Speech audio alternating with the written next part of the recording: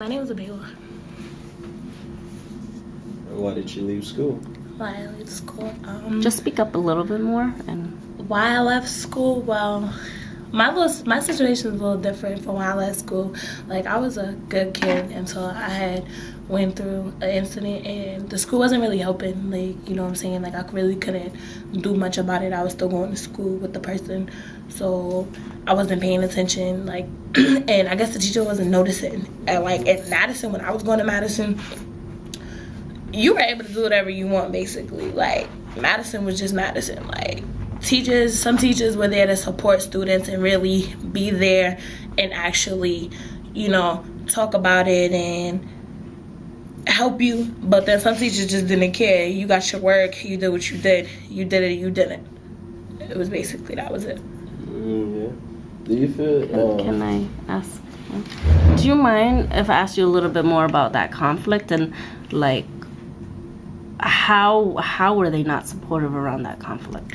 Because I had a situation with a boy that I was dealing with, and he went to my school, and it was like, when I felt uncomfortable or whatever being in class at certain times or whatever, it's like they weren't supportive about it. They were just like, oh, whatever, just leave, da da da da. Or, you know what I'm saying? It was hard to actually talk to the teachers in Madison because some of them were like kids still themselves. Like, they was just letting everybody do whatever they was doing. Like, some teachers, like I said, was supportive, but, they didn't care. Like, okay, you left, you just got a bad grade. Like, it wasn't like, oh, what's going on with you? Like, why are you not coming to school? Like, why in this certain class are you leaving and you're not going to other class?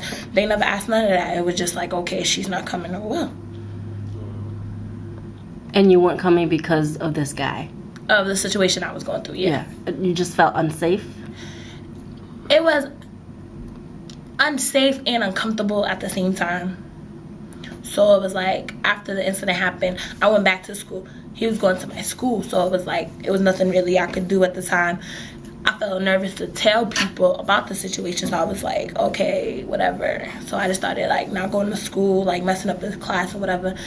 And like I said, some teachers at Madison was like, oh, what's going on with you? But then again, like I said, there was others that were just like, okay, whatever, she's not coming, oh well, just give her a bad grade. Do you feel like you dropped out or you was pushed out? A little bit of both, because like I said, when I was going through what I was going through, that was my choice, like, to stop going to school and stuff like that. But at the same time, like, they were willing to do it. It was like, okay, you don't want to go to school, all right. It was no, like, trying to help the situation or, like, what could we do to, like, help you out in the situation that you're in or whatever. It was just like, okay, well, she's not coming to school, just put her out. And I was like, all right. So I just ended up stopped going to school for a while.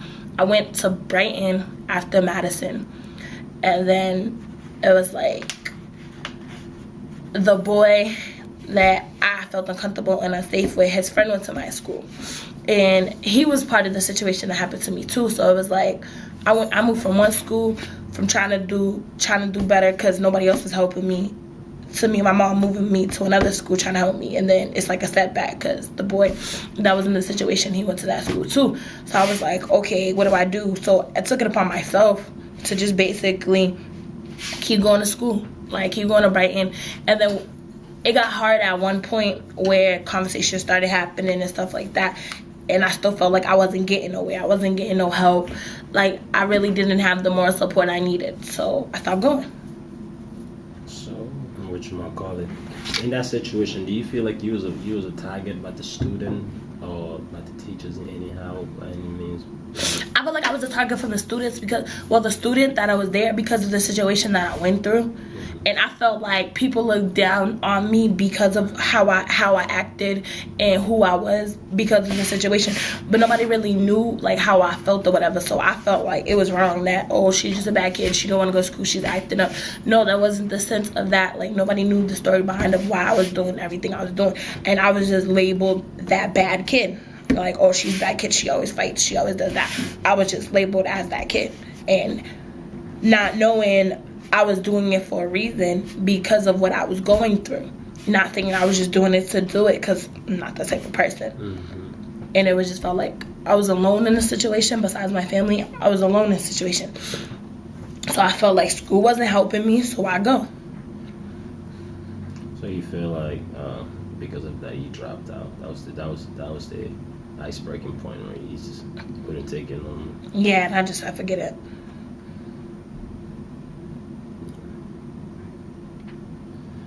There's the other side. Yeah, it's crazy. How did this affect your life being positive, negative? How did it affect you? Negative way, I'm 21 and I'm still in school. Right. Positive way, coming here, I learned a lot. I learned a lot of talents that I have that I didn't know I had. I have nothing but moral support here, like going to Boston, and even my teachers are very supportive. Like when I don't come in for like 2 or 3 days, oh, what's going on, babe? Like, are you okay? Like, what are you, like, what's wrong? Like, they come to me, like, you know, they show me that they care, like they want to understand me. So I the wall I have, I break it down when I come here, because I feel like I am comfortable and I can talk to people, and you know, people that are around me are that they're there to like keep me safe and basically be there if I need them. And going to Boston in the evening, that's what I had. But negative, only thing I feel like is I'm 21 and I'm still in high school. But at the end of the day, I can't say it was because I was stupid. I dropped out of school because I just wanted to go smoke and chill with my friends. It was nothing like that. It was a situation that I was dealing with that I needed to overcome before I could be in the community of people and want to trust and actually get along with people again. So before I put myself in that benefit of either messing up in a new environment, I needed to take a break and really find myself again and deal with what I was dealing with. So I chose to take that time and build and try to reform myself. So but coming here, I'm still doing that to this day. Like, I get help every time something's wrong with me. Like, every time I feel a certain type of way, my teachers is always there. There's always a help in here.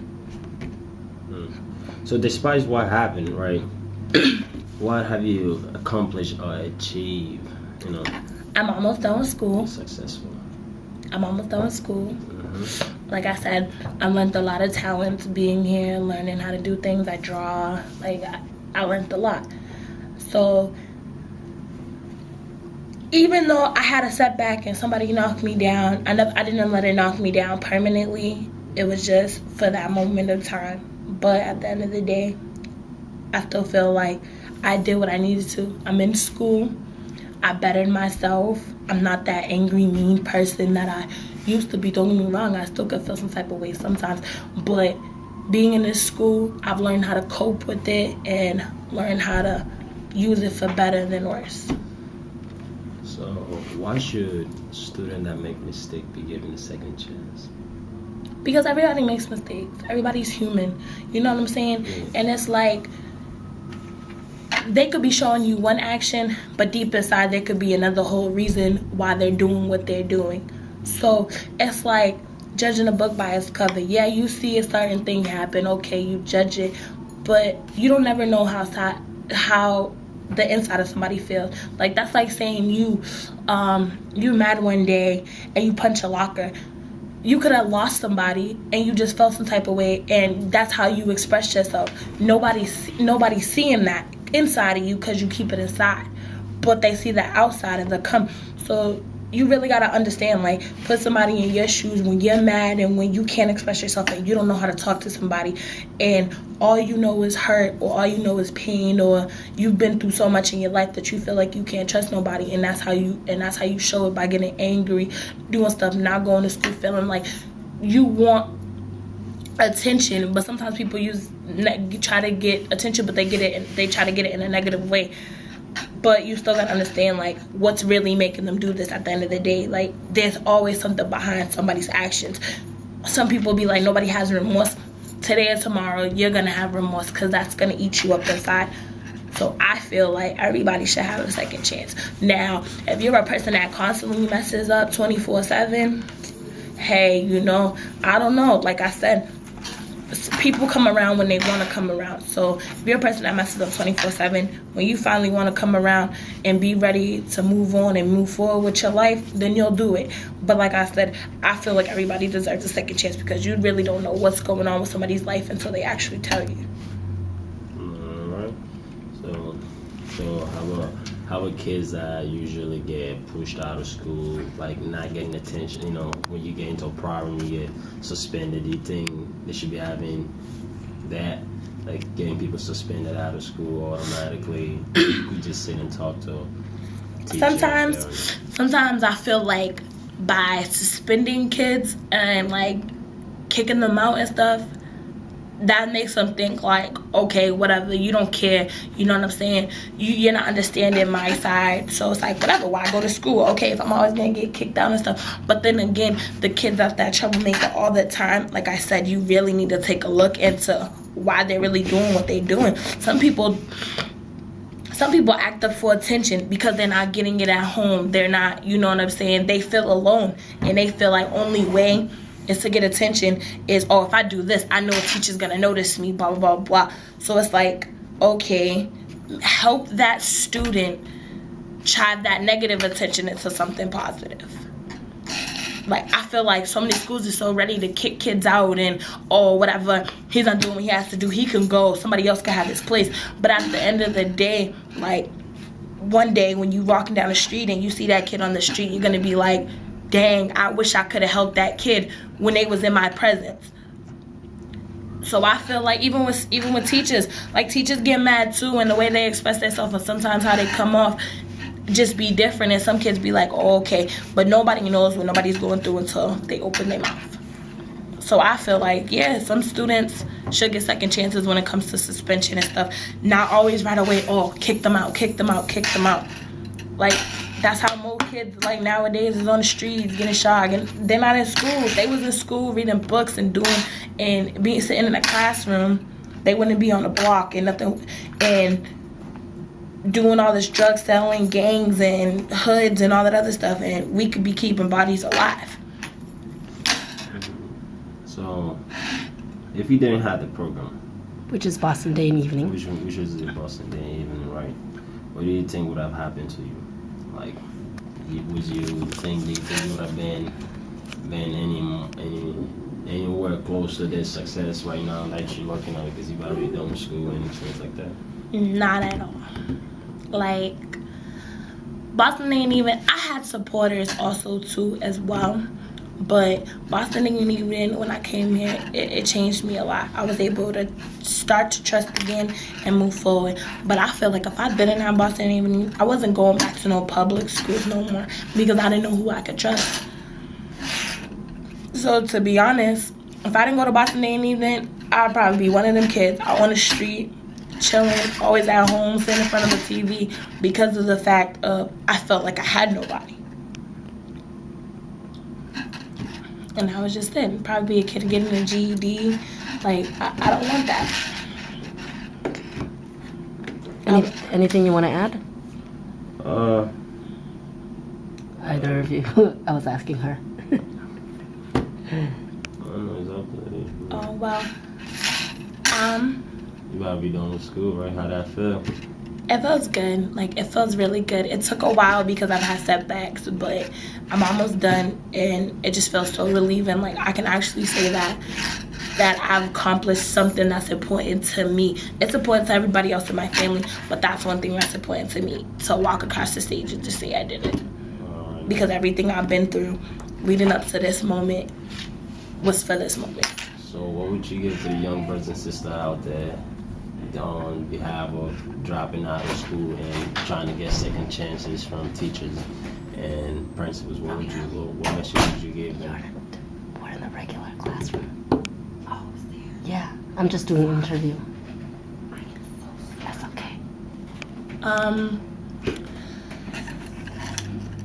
Don't give up. Basically, like, if you get kicked out of school, don't, or whatever happens, or if you're going through a tough time and you don't want to be here or whatever, don't ever give up. Like I said, I'm 21 in high school, and I don't really care. As long as I'm here and I know I'm getting my diploma at the end of the day, that's all that matters to me. Like, I want that. I want my name on that piece of paper saying high school graduate. And I feel like a lot of kids want that, but it's so hard for them because the way they grew up and some people, all they know is streets. So I feel like if there's more people that offer their help and offer more youth attention, then kids will get somewhere. Like, I feel like just kicking them out, like, sometimes it's acceptable. It could be something really dangerous, whatever, and then you gotta really rearrange everything and understand.